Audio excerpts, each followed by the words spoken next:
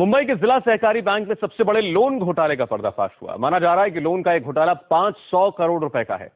फर्जी नाम और दस्तावेज के आधार पर बैंक ने मनमाने ढंग से करोड़ों रुपए का लोन बांटा, लेकिन जब कर्ज वापसी की बात आई तो बैंक ने किसी और को नोटिस थमा दिया। नतीजा, करीब 2000 लोग बगैर लोन लिए दहशत के साए में जी रहे हैं।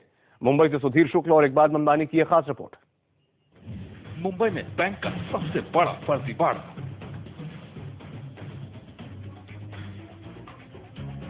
बैंक में 500 करोड़ रुपए का लोन घोटाला।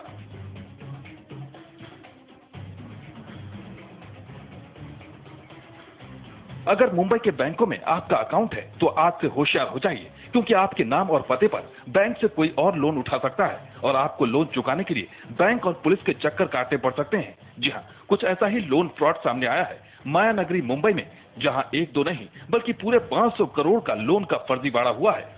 घाटकोपर और सल्फा की इन झोपड़पट्टियों को देखकर आप अनुमान लगा सकते हैं कि इनका जीवन स्तर कैसा होगा, लेकिन इन दिनों ये पिछले एक महीने से बेहद खौफजदा है। बैंक मुंबई का जिला मध्य सहकारी, लोन 500 करोड़ रुपए, शिकार 2000 लोग। ये है मुंबई का सबसे बड़ा लोन घोटाला, जिसमें मुंबई के इस बैंक ने दिया कुछ नहीं, लेकिन अब वो अपने खाता धारकों से मांग रहा है करोड़ों का लोन। बैंक के सबसे बड़े फर्जीवाड़े का राज तब सामने आया जब बैंक ने घाटकोपर, कुर्ला और अंधेरी में लोगों के घरों पर कर्ज वापसी का नोटिस चिपकाना शुरू कर दिया। नोटिस में लोगों से उस लोन को चुकाने को कहा गया जो उन्होंने कभी लिया ही नहीं। साफ है कि नाम और पते का गलत इस्तेमाल कर ये लोन कोई और डकार गया और फंस गए बेकसूर खाता धारक। नहीं, मैंने उधर लोन भी कुछ नहीं लिया था। उधर से हम कुछ हमारे आदमी का भी लेना देना कुछ नहीं है, तो भी हमारे आदमी के नाम पे नोटिस आया, लोन आया। कितने की नोटिस है? 30 हजार का है। हम लोग ने लोन निकाला नहीं है। किसके नाम पर आई? लड़का का नाम पर आया रुपीस का। मुझे ये कहा गया था कि आपको सभासद बनाने के लिए डॉक्यूमेंट चाहिए, तो मैंने वो डॉक्यूमेंट दिए थे। एज अ फ्रेंड बोल के सभासद बनने के लिए डॉक्यूमेंट दिए थे, लेकिन उसका मिसयूज किया गया वहाँ पे। बैंक के इस बड़े गोरख धंधे के मुख्य सूत्रधार हैं वो क्रेडिट सोसाइटी, जिन्हें मुंबई की आम जुबान में पत पेटियां कहा जाता है। ये सोसाइटी बैंक के सब एजेंट के रूप में काम करती है, लेकिन पिछले कुछ महीनों और सालों से इन सोसाइटीज ने फर्जी ग्राहकों के जरिए बैंक को लूटना शुरू कर दिया है।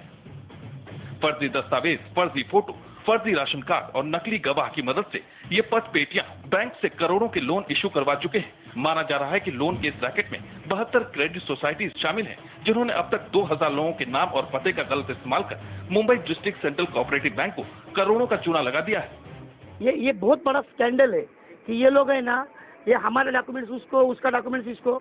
असल पर में पूरा तहलका मच चुका है। मुंबई बैंक को इन लोग ने लूटने के चक्कर में लगे।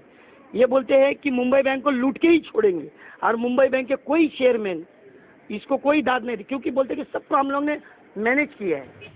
हैरानी इस बात की है कि इस गोरख धंधे में बैंक ने लोन देने से पहले न तो ग्राहकों की पहचान की और न ही दस्तावेजों की सत्यता को जांचा परखा। आंख बंद कर करोड़ों रुपए के लोन बांट दिए गए। नतीजा, परेशान हाल लोग बैंक और पुलिस के चक्कर काट रहे हैं और गुनहगार लोन के पैसे पर ऐश कर रहे हैं। लोन के इस सबसे बड़े फर्जीवाड़े का मामला अब पुलिस के EOW यानी इकोनॉमिक ऑफेंस विंग के पास चला गया है। अब EOW इस बात की छानबीन कर रहा है कि आखिर फर्जी लोन का 500 करोड़ रुपया कहाँ चला गया और कौन कौन इस पैसे पर मौज उड़ा रहा है। हम इस मामले की तहकीकात कर रहे हैं और हमारा ऐसा बैंक से ऐसी समझ है कि इसके अंदर काफ़ी पैसे की अफरा तफरी हुई है। मामला जो है अभी तहकीकात में है। हालांकि बैंक का कहना है कि ठगे सिर्फ खाता धारक नहीं गए हैं, बल्कि बैंक भी खुद को ठगा हुआ मान रहा है। लेकिन ये बात किसी के गले नहीं उतर रही है, क्योंकि इस गोरख धंधे में बैंक के अधिकारियों की मिलीभगत के आरोप भी लग रहे हैं। जो क्रेडिट सोसाइटी के माध्यम से ये लोनिंग होता है, तो क्रेडिट सोसाइटी के माध्यम से जो एप्लीकेशंस बैंक में आए थे, उसके आधार पर बैंक ने ये लोन दिया है। अब ये तो जांच के बाद ही पता चलेगा कि लोन फ्रॉड के इस घोटाले में कौन कौन शामिल है। लेकिन सबसे बड़ा सवाल यही है कि क्या आंख बंद कर कोई बैंक करोड़ों रुपए का लोन कैसे और क्यों दे सकता है। इकबाल ममदानी के साथ सुधीर शुक्ल, इंडिया टीवी, मुंबई। तो आपने देखा, लोन के पैसे खाए किसी और ने और सजा कोई और भुगत रहा है। हालत इतनी खराब है कि बैंक का यह नोटिस अब लोगों के घरों को तोड़ रहा है। कहीं पिता ने बेटी को घर से निकाल दिया तो कहीं पत्नी घर छोड़ने की धमकी दे रही है। आपको दिखाते हैं बैंक के इस नोटिस ने कैसे अपनों को कर दिया बेगाना। सविता की आंखें नम हैं। बैंक के एक नोटिस ने सविता की जिंदगी में तूफान खड़ा कर दिया है। सविता ने बैंक से कोई लोन नहीं लिया, फिर भी उनके घर नोटिस आ गया। सविता के पिता पुणे में रहते हैं। बैंक ने 30,000 रुपए चुकाने का नोटिस पिता के घर भिजवा दिया है। नतीजा, पिता अपनी बेटी सविता से इतने नाराज हो गए हैं कि उन्होंने सविता को घर से निकाल दिया है। 75,000 का लोन दिखाया है उसने, लेकिन मेरे डॉक्यूमेंट्स इधर के नहीं है, सब पूना के। मेरे पापा का रेशन कार्ड है इधर, उसमें मेरा नाम नहीं है। मेरे पापा ने मुझे घर से निकाल दिया है, ये जब उनको मालूम पड़ा तो। सिर्फ सविता ही नहीं, सब्जी बेचने वाले सुरेश को भी बैंक के एक नोटिस ने अपनों से बेगाना बना दिया है। सुरेश के नाम पर 30,000 रुपए का लोन लिया जा चुका है। अब नोटिस देखकर पत्नी इतनी भड़क गई है कि वो घर छोड़ने की धमकी दे रही है।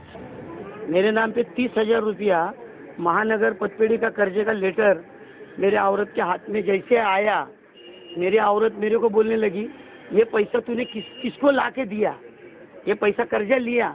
अभी आज तो मेरा 30 साल का मेरा बाल बच्चों का संसार उजाड़ में आ गया। वो बोल रही है पैसा निकाल के तूने दिया किसको, जबकि मैंने ये पैसा पतपेड़ी का नहीं लिया। मैं ये सब बोलता हूँ कि मेरे डॉक्यूमेंट्स इनके पास पहुँचे कैसे। ऑटो ड्राइवर रमेश को भी समझ में नहीं आ रहा है कि लोन लिए बगैर उनके घर बैंक ने कैसे नोटिस भिजवा दिया। ऑटो चलाकर परिवार का पेट भरने वाले रमेश को 30,000 रुपए चुकाने का नोटिस आया है। अब रमेश को समझ में नहीं आ रहा है कि लोन के इस जंजाल से कैसे निकला जाए। 30,000 की। आपने कभी इसके लिए एप्लीकेशन दिया था? नहीं। मुंबई पतपेड़ी से बात की कि ये लोन कहाँ का है तो क्या बोलते हैं? उन्होंने नोटिस भेजा है तभी ये सब, और मुझे नहीं आए, पूरे एरिया में कम से कम 700-800 लोगों को यहाँ पर नोटिस आया हुआ है। ये कहानी एक दो नहीं बल्कि करीब करीब 2000 लोगों की है जो कुर्ला घाटकोपर और अंधेरी के इलाके में रहते हैं। इनमें आमतौर से गरीब और मध्यम वर्ग के वो लोग हैं जो रोज कुआं खोदकर पानी पीते हैं और 25 से 50 रुपए रोजाना मुंबई कोऑपरेटिव बैंक में जमा कराते हैं। लेकिन किसी को इस बात का यकीन नहीं हो रहा है कि बैंक और आम आदमी के बीच कड़ी का काम करने वाली सोसाइटीज उन्हें लोन की मुसीबत में फंसा देंगी। मुंबई बैंक और पतपेड़ी के फर्जीवाड़ों का शिकार हजारों लोग हो चुके हैं। कई लोगों का परिवार उजड़ चुका है तो कई अस्पताल की दहलीज पर है। लेकिन बैंक है जो अपने को पाक साफ साबित करने के लिए खुद ही पुलिस को शिकायत भी दर्ज करा चुकी है। हालांकि पुलिस मामले की जांच तो कर रही है लेकिन अभी तक किसी नतीजे पर नहीं पहुंची। सुधीर शुक्ला के साथ इकबाल ममदानी, इंडिया टीवी, मुंबई। इस वक्त मुंबई में अंधेरी में मौजूद हैं सुधीर शुक्ल और उनके साथ वो तमाम लोग हैं जो इस बैंक के इस करतूत से परेशान हैं। सुधीर, आप लोगों से भी बात करें और हम समझना ये चाहते हैं कि मामला दरअसल है क्या। फर्जी नाम पते पर, फर्जी आइडेंटिफिकेशन पर लोन लेने का मामला है। बेशक सौरभ, अब बेहद हैरत करता है और आपको बता दें कि इस मामले का खुलासा इस नोटिस से हुआ है। ये महज एक पेपर नहीं है बल्कि एक ऐसा पेपर है जिसने सैकड़ों लोगों की जिंदगी बर्बाद कर दी है। और यही वो नोटिस है जिसके बाद अंधेरी, कुर्ला घाटकोपर के हजारों लोगों को ये समझ में आया कि उन्होंने लोन लिया है। दरअसल ये फर्जीवाड़ा ऐसा है कि इन लोगों ने पतपेटियों की मेंबरशिप ली थी और उन्हीं पेपरों के आधार पर एक दो नहीं बल्कि 80-72 पतपेटियां हैं जो कि फर्जी पेपर्स पर लोगों से लोन लेती हैं। और जब ये लोन की नोटिस उनके घरों पे चस्पा हुई तब इनकी नींद खुली और उनको ये पता चला कि इनके नाम पर लोन लिया गया है, जब ये इनको दरअसल इस बारे में कोई जानकारी नहीं थी। हमारे साथ इसमें तमाम वो विक्टिम्स हैं जो इसके शिकार हुए, हम उनसे से सीधे समझने की कोशिश करेंगे। क्या आपने किसी तरह का लोन लिया था और आपने लोन लिया है, इस बात की जानकारी आपको कब पता चली? जी, मैंने तो किसी तरह का लोन लिया नहीं था। मैंने इस जो पतपेड़ी का मुझे नोटिस आया, मुंबई बैंक का जो नोटिस आया, ये नोटिस मेरे पास आने के बाद जब मुझे पता चला कि मेरे नाम पे उस पतपेड़ी वाले ने लोन उठाया हुआ है, जब मैं वहाँ पे गया तो मैंने उससे पूछा कि भाई ये ऐसा क्या मेरे नाम पे लोन कैसे आया। तो उसने बताया कि ऐसा कुछ भी नहीं होगा, आपको कोई तकलीफ नहीं होगी। लेकिन मैंने जब उनको बोला कि ऐसी जब तकलीफ नहीं होगी तो नोटिस मैंने लोन लिया ही नहीं है, मैंने कोई डॉक्यूमेंट साइन नहीं किए। तो उसके बाद मैं मुंबई जिला बैंक में गया जो कि कमानी शाखा में है।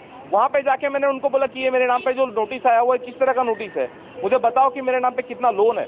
तो उन्होंने कहा कि नहीं, आपको जो नोटिस है आप लिखित में दे दो कि आपने लोन नहीं लिया। लेकिन मैंने जब बोला मैंने लिया ही नहीं तो मैं लिखित में दूं क्यों। तो मैंने इसकी शिकायत जाके घाटकोपर चिरागनगर पुलिस स्टेशन में जब दर्ज करानी चाहिए तो वहाँ के सीनियर पुलिस इंस्पेक्टर बताते कि ये ऐसे बहुत से केसेस चल रहे हैं, ये है वो है। उन्होंने ताल मटोल किया। तो इस तरह से हमें कहीं पे भी न्याय मिला नहीं। हमने आर्थिक गुने शाखा में भी जाके कंप्लेंट डिस्पैच की, सब जगह हम लोग ने एलिगेशंस किए लेकिन कहीं से हमें न्याय नहीं मिला। आज जाके जो आर्थिक गुने शाखा के हैं राजवर्धन साहब, उनसे भी हम मिले लेकिन कहीं से हमें कोई रिस्पांस नहीं मिला, कोई शिकायत की दाद देना नहीं चाहता। बेशक सौरभ, ये एक व्यक्ति की कहानी नहीं है, हमारे साथ एक और शख्स है, तबीयत खराब है, उनको हार्ट अटैक आ गया। जब उनको ये पता चला कि उनके बेटे ने लोन लिया। हम उससे रूबरू होते हैं। मैं आपसे जानना चाहूँगा कितने रुपए का लोन है और आपके माँ की भी तबीयत कैसी है? मेरी माँ का तबीयत पहले से बीपी हाई था, अभी ज़्यादा हाई हो गई है नोटिस आने की वजह से। तो क्या हुआ, मेरे पिताजी के नाम पे भी नोटिस आई है। पिताजी के गुजरने के बाद है ना 18 साल हुए गुजर के, तो ये नोटिस आ चुकी है। पिताजी को पतपेड़ी का नाम तो याद ही नहीं है, पतपेड़ी क्या है चीज़ है वो भी याद नहीं था। पतपेड़ी वो टाइम पे थी कि नहीं वो भी नहीं मालूम पिताजी 18 साल पहले। ये नोटिस आ चुकी है पिताजी के नाम पे और एक मेरे नाम पे आ चुकी है, जबकि मैं मुंबई बैंक को जानता भी नहीं हूँ, मैं मुंबई महानगर पतपेड़ी को भी नहीं जानता हूँ।